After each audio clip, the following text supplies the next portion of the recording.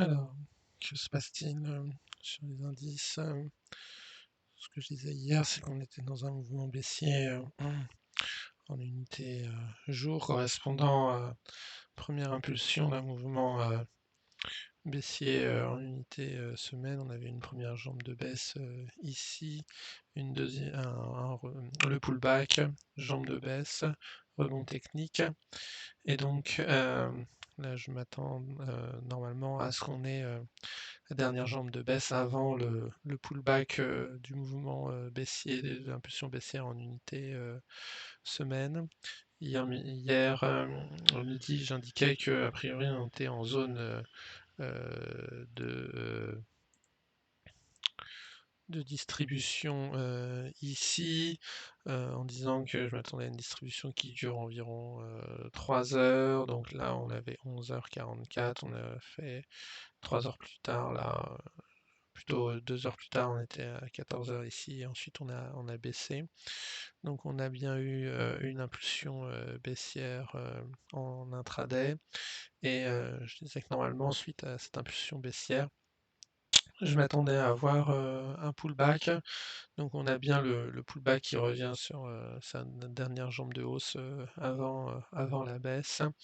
Donc pour moi, à partir de cette zone-là, 7280, 7290, normalement, je m'attends à ce qu'on se retourne à la baisse pour avoir donc le mouvement baissier, le mouvement baissier en intraday avec une impulsion baissière.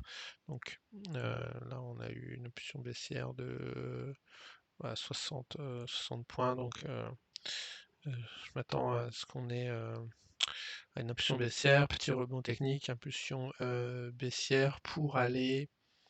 Alors, hop.